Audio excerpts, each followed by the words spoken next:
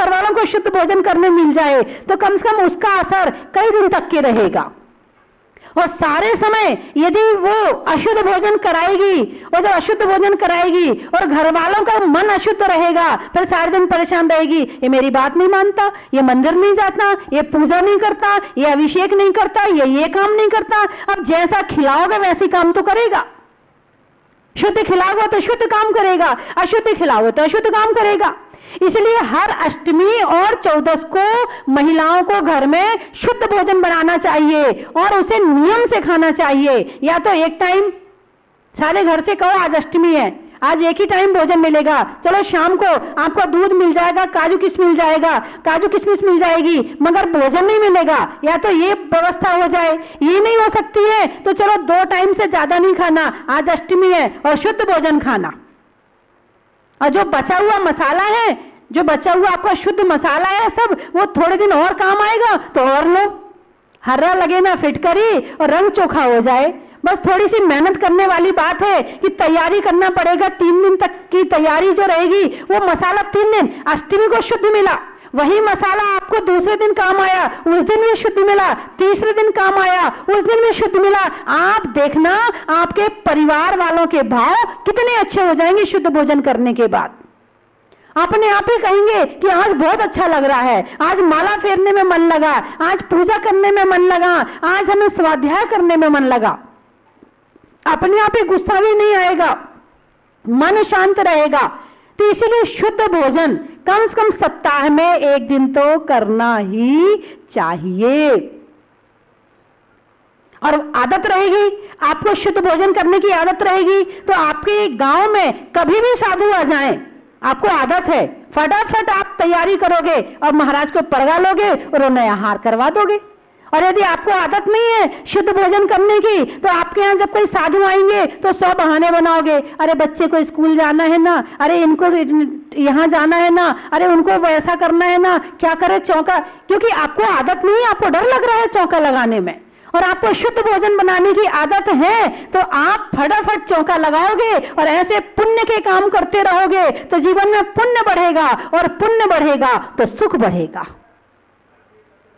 और चाहिए क्या, दुख या सुख?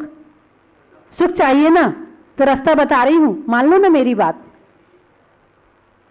और इसमें कुछ नहीं है, आपका भी भला है, घर वालों का भी भला है और जीवन भी अच्छा है।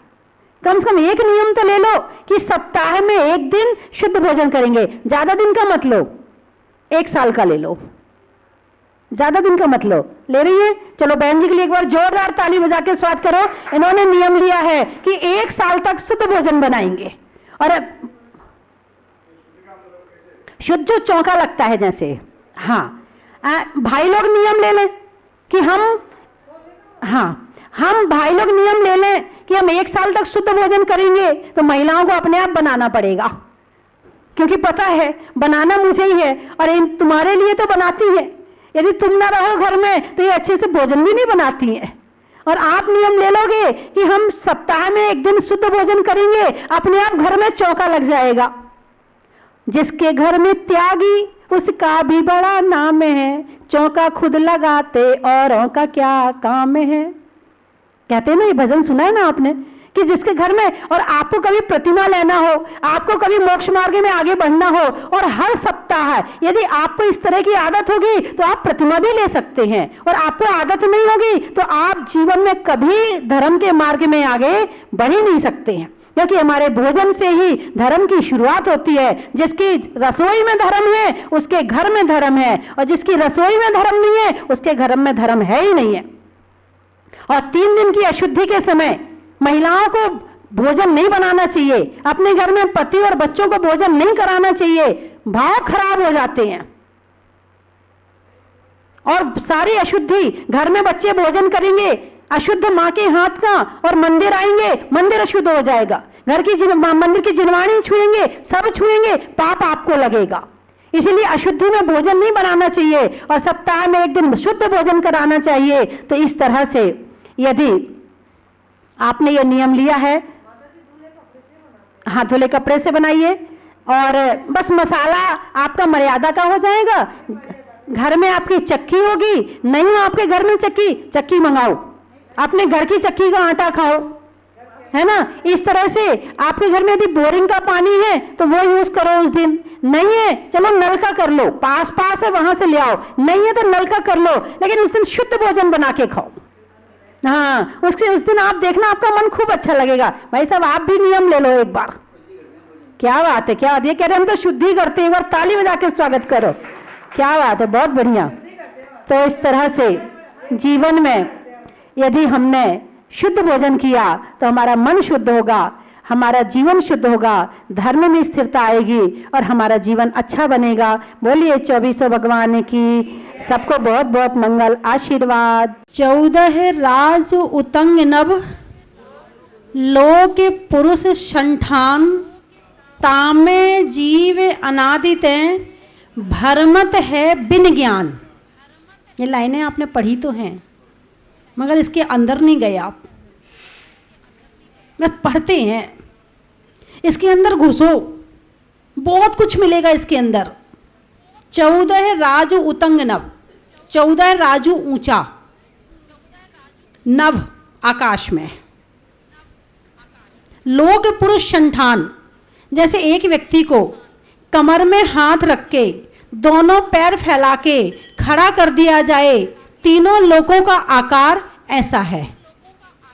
तीन लोक का आकार कैसा है कि एक व्यक्ति यदि हाथ कमर पे हाथ रख के पैर को फैला के खड़ा हो जाए तो समझना इस आकार में लोक है। नीचे से फैला हुआ है, फिर थोड़ा सा आके सिकुड़ गया, फिर कमर तक आके सिकुड़ गया, फिर यहाँ आके फैल गया और फिर यहाँ से फिर सिकुड़ के यहाँ सिर के बराबर हो गया। यहाँ सिद्धालय है, जैसे सिर है तो यहाँ पर सिद्धालय है। तो लोक पुरुष संठान, तामे जीवन आदित है, इसमें जीवन आदि काल से, भ्रमत है बिन ज्ञान। क्यों भ्रमण कर रहा है? बिना ज्ञान के भ्रमण कर रहा है। यदि ज्ञान होता तो भ्रमण करने की जरूरत नहीं होती। हम कहाँ से आए हैं?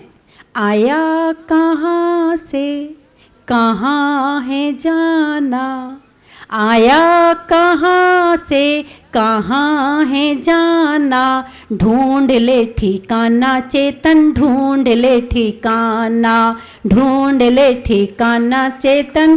कहाँ से आए हैं और कहाँ जाना है? जो पैर के यहाँ फैला के खड़े हैं, यहाँ तो निगोद है, फिर उसके ऊपर 7 नरक हैं, फिर बीच में मध्यलोक है, फिर उसके ऊपर स्वर्ग हैं और स्वर्ग के ऊपर मोक्ष है। हम कहाँ से आए हैं? हम निगोद की गोद से आए हैं। अनंत काल से निगोद में पड़े हुए थे। कब से पड़े हुए थे? किसकी बात कर रही हूं मैं? स्वयं में कौन आ रहा है? मैं आ रही ना, आप तो नहीं आएंगे? आप भी आएंगे? अच्छा, तो ये चींटी मक्खी मच्छर ये सब भी आएंगे, ये कुत्ता बैल गाय भैंस ये सब आएंगे। क्या बात है, आप तो बड़े समझदार हैं, आप तो बड़े ज्ञानी हैं, ये सब आएंगे। अनादि काल से उस निगोद की गोद में पड़े थे। फिर हम कैसे निकले? जैसे आप मक्का के दाने फोड़ते हैं ना, हैं, और उसको जब फोड़ते समय ढक देते हैं, बीच में चम्मच लगा देते हैं, तो कभी कभी उस चम्मच की जो थोड़ा सा खुला हुआ हिस्सा होता है वहां से एक आध मक्का बाहर आके गिर जाता है।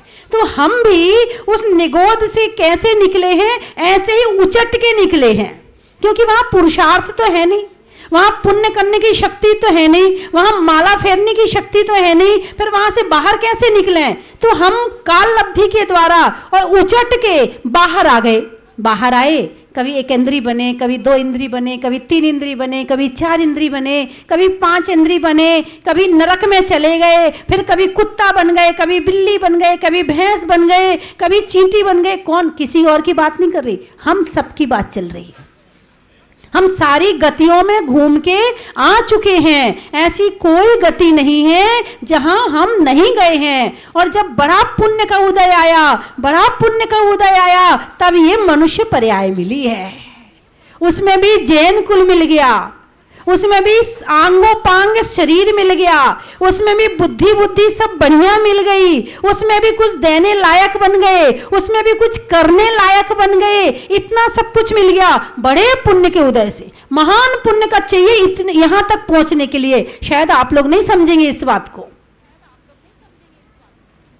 तो इस तरह से कहां घूम रहे थे? भरमत हैं बिन ज्ञान। अभी तक हम कहां घूम रहे थे? बिना ज्ञान के इसी लोक में घूम रहे थे, बिना ज्ञान के इसी लोक में घूम रहे थे। अब मनुष्य पर्याय मिली, थोड़ा ज्ञान आ गया। अब इस ज्ञान से क्या करना चाहिए? इस ज्ञान से हम ऐसा काम ना करें कि वापस फिर से नरक और निगोद में जाना पड़े। अब इस ज्ञान, ये ज्ञान मिला है, इस ज्ञान से ऐसा काम करें कि ऊपर स्वर्ग और मोक्ष की तैयारी कर ले। मेरी बात समझ में आई कि नहीं? हम नरक की 7 सीढ़ियां पार करके ऊपर चढ़ चुके हैं। नरक की 7 सीढ़ियां पार करके ऊपर चढ़ चुके हैं और अब ऐसा काम ना हो जाए भगवान हमसे कि वापस हमें नरक में जाना पड़े। ऐसा काम करें कि हम थोड़ा और ऊपर चढ़ें, फिर और ऊपर चढ़ें, फिर और ऊपर चढ़ें और एक दिन ऐसा आए कि हम मोक्ष में पहुंच जाएं। जाना चाहते हो? नहीं? कौन कौन जाना चाहता है? सभी जाना चाहते हैं। तो जहां आप बैठे वहां से नहीं मिलने वाला है, मेरे बाजू में आना पड़ेगा आपको। हैं? अब आपकी बहुत सारी सीढ़ियां हो चुकी हैं, अब ये सीढ़ी बाकी रह गई है। आ जाओ यहीं। हाँ, जितने सफेद बाल वाले बैठे हैं, वैसे मुझे सफेद बाल वाले कम दिख रहे हैं, काले बाल वाले ज्यादा दिख रहे हैं। अच्छा, डुप्लीकेट है क्या? ओरिजिनल नहीं है? अच्छा, काले भी डुप्लीकेट। काला रंग तो वैसे ही काला रंग काले काम का प्रतीक है, उसमें भी डुप्लीकेट, उसमें भी डुप्लीकेट, काले में भी डुप्लीकेट। तो बंधुओं, अब हम जो हमारा आने वाला समय है, जो आने वाला हमारा जीवन है, वो ऐसा जिए कि हम ऊपर ऊपर की तरफ जाते रहें, नीचे की तरफ ना जाएं। जब नरकों में थे और वहां मार पड़ी थी तो हम भगवान को याद करते थे। नरकों में खूब मार खाई है, खूब मार खाई है। और जब वहां मार पड़ती थी तो हम भगवान से प्रार्थना करते थे, हे भगवान एक बार, बस एक बार मनुष्य पर्याय दे दे। ऐसा काम नहीं करूंगा कि मुझे यहां आना पड़े, ऐसा काम करूंगा कि मैं सीधे स्वर्ग और मोक्ष जाऊं। लेकिन जैसे ही मनुष्य भाव मिला, सब भूल गए। नरक का जो मैटर था वो डिलीट हो गया। कर्म डिलीट नहीं हो सकते हैं, जो याद है, स्मृति वो डिलीट हो सकती है, मगर कर्म डिलीट नहीं हो सकते हैं। और यहां आप लोगों को मनुष्य गति में इंद्रियों के सुख मिले और बस उसमें ऐसे भोग में लीन हो गए कि फिर हमें कुछ भी याद नहीं रहा और हम सब कुछ भूल गए। तो बंधुओं, जब ये 12 भावना पढ़ो तो इन लाइनों को पढ़ते हुए चिंतन किया करो कि 14 राज उतंग नव, लोक पुरुष संठान और तामे जीवन आदित्य। अरे हम भी उसमें से एक जीव है। अनंत जीव ऐसे हैं जिन्होंने निगोद से निकलकर ऐसा पुरुषार्थ किया कि वो मोक्ष चले गए। अनंत जीव, सिद्ध कितने हैं? अनंत हैं। और बाकी जीव कितने हैं? वो भी अनंत हैं। ये अनंत की गिनती क्या है?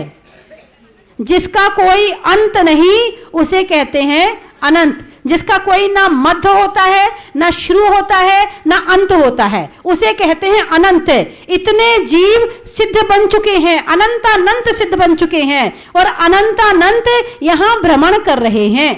तो उनमें हमारी गिनती भी आती है। हमारी गिनती किसमें आती है? हाँ, हम अपने आप को अलग दिखाना चाहते हैं मनुष्य पर्याय में आके, लेकिन कहाँ है? यही मिक्स हो जाएंगे कुछ दिनों के बाद आकर के, यही मिक्स हो जाएंगे, कहीं नहीं अलग हो सकते हैं। इसी में मिलना है और इसी में ही रहना है। लोग कहते हैं मर जाएंगे, मर जाएंगे, मर जाएंगे। मैं उनसे पूछती हूँ, मरकर कहाँ जाओगे? लोग कहते हैं मर जाएंगे, मर जाएंगे, मर जाएंगे। मैं उनसे पूछती हूँ, मरकर कहाँ जाएंगे? इसी लोक में ही तो रहना है, इससे बाहर जा सकते हो तो बताओ। और अभी तो अच्छा जैन कुल मिला है, अच्छे भगवान मिले हैं, देवशास्त्र गुरु मिले हैं, समझाने के लिए हमें गुरु इतना अच्छा समझाते हैं और उसके साथ में बुद्धि मिली है, सब कुछ मिला है, और फिर भी कहते मर जाएंगे, मर जाएंगे। अरे मर के जाना कहाँ है? रहना तो यही है। इनके घर में नहीं तो उनके घर में, उनके घर में नहीं तो उनके घर में, कहीं तो पैदा होगे, कहीं तो रहोगे।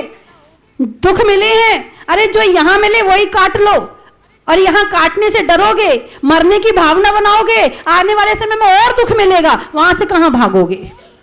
इसलिए जो मिला है उसी को समता पूर्वक काट लो, समता पूर्वक सहन कर लो। और वैसे तो धर्म में इतनी शक्ति है कि धर्म के माध्यम से जब हमारे पारशुराम भगवान, उनके ऊपर पत्थर पड़े वो सहन कर सकते हैं, तो धर्म के माध्यम से ये छोटे मोटे दुख क्यों नहीं सहन हो सकते हैं। धर्म के माध्यम से मैना सती ने जंगल में भ्रमण करके सिद्ध चक्र विधान करवा के अपना वो दुख दूर कर लिया, तो हम अपने दुख क्यों नहीं दूर कर सकते हैं। श्रीपाल को समुद्र में ढकेल दिया था, धर्म के माध्यम से जब वो समुद्र पार हो सकते हैं, तो हमारे दुख क्यों नहीं दूर हो सकते हैं।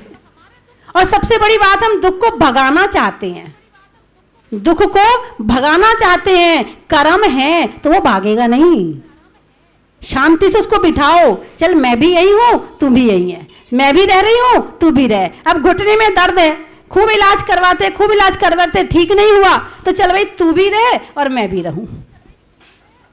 हाँ, समझौता कर लो, संधि कर लो कि तू भी रह और मैं भी रहूं, चाहे घर का हो, चाहे बाहर का हो, चाहे शरीर का हो, किसी तरह का कष्ट हो, समझौता तो करना ही पड़ेगा। भाग कर जाओगे कहां, दुखी होकर रो रो के कर्म बंद करके और नरक में चले जाओगे। तो इसीलिए शांति से जो है वो यही सहन कर लो, यही निपटारा कर दो, जिसका कर्जा है यही चुका लो। बात के लिए छोड़ना मत, वरना अभी तो सिंगल में मिल रहा है, आगे डबल में मिलेगा। और जितने बैठे हैं ऐसा एक भी यहां नहीं होगा कि जिसके पास दुख ना हो, एक भी नहीं होगा ऐसा। क्यों? काल का प्रभाव है, पंचम काल है। हम पैदा ही दुख भोगने के लिए हुए हैं, पैदा ही।